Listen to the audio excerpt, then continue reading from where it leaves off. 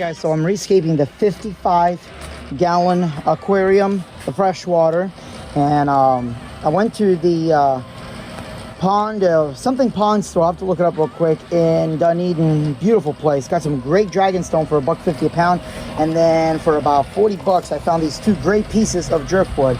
Now you can see I already went and cut that because I knew that it was not going to fit in the aquarium. The rest technically should fit, but I'm going to just saw it as I try to push it in the aquarium to see what pieces I need to cut off or move around. So I'm draining this out, and I'm actually thinking I may not have to wait a couple of weeks. The way I see this, if there are tannins in there, which of course there are, tannins never really leave the wood, but if the majority tannins are still there, the Seachem Purigen is going to take that out. But look at this water, it's crystal clear. I've had a couple, I have that pump, I had another pump in it. You know, I know it takes a little bit of time for it to leach out, but we'll give it a shot. So now I'm gonna go ahead and pressure wash the heck out of it. I did already scrub and sandpaper it even. You can actually see where I sandpaper that part, but now I'm gonna take a pressure washer, wash as much of the crap off, and then even though it's raining, it's gonna go underneath the gazebo for a couple of days, and let's let that water evaporate. People will tell you to soak it in bleach for about 2 or 3 days. I didn't do that. I'm not a big fan of bleach just sitting on this thing. So I just did a very light soak of bleach for maybe half a day on each side. And you saw where I did the pressure washing. But now it's still a little wet because I took hydrogen peroxide. I just soaked this in hydrogen peroxide.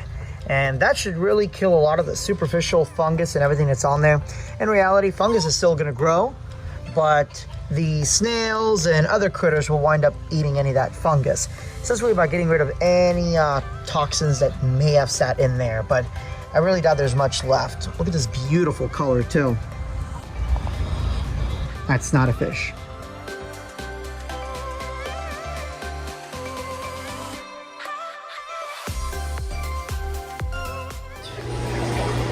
And just like that, the entire tank is emptied. My wife is able to catch coolie loaches with the greatest of ease. So now we have the dragonstone sitting here. Let's peroxide these babies up just to be safe. That filter is about to work overtime. Now some of you may be saying you're gonna crash your tank because you're getting rid of all the bacteria that's in there. Normally that's correct, but one, there's way more surface area in here than there is in here. Quite a bit more. Remember that I don't run this with the carbon or anything like that. As a matter of fact, I got the Eheim Substrate Pro, which is the equivalent of putting a Marine Pure block in there. Second, the bags that I'm putting in here, or the substrate that I'm putting in here, already has beneficial bacteria. So yes, I'm putting a different set of beneficial bacteria, but it will be okay. Third, I'll be using Seachem Stability. And fourth, water change after a few days. So I'm gonna be using the Active Flora. This is one of my favorites. Seachem makes an excellent one too. The fluval one, I actually had the fluval one there and it's very dirty. It just grinds down a lot. This one is the closest thing to the nice hardness of gravel, but it's soft. So the coolie loaches, everybody else will be able to swim around it. Now I've got several bags, so I've got about 5 bags of this, and it's not gonna be enough, and I knew that coming in. So I actually bought some generic play sand. I know this stuff is good. I've used it in actually one of the betta tanks over there. It just needs a lot of rinsing out. So I'm gonna go rinse this out. I'm gonna put a layer of that, and then 2 more bags of the Active Flora, mix it all up. In reality, yes, it's gonna be a planted tank, but mixing a little bit of this is gonna help fill it up, make it higher. It's not gonna lose any of the properties that it helps grow plants.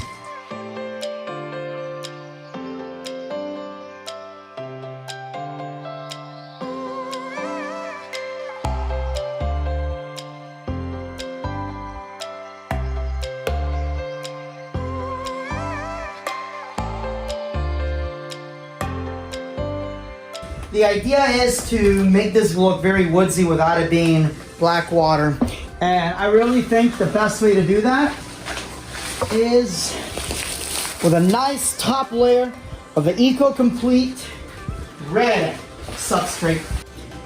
I'm really liking this color combination between all the red here, all the black down at the bottom. So next we're gonna go ahead and put this guy in, and he is gonna float, which is exactly what I want to happen.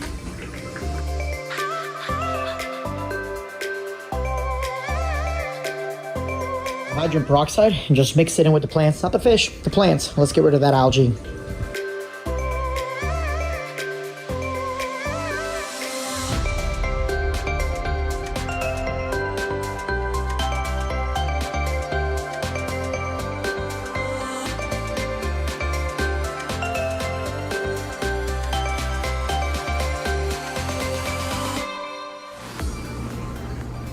Now that it's clean, you can really see how cool the background moss looks.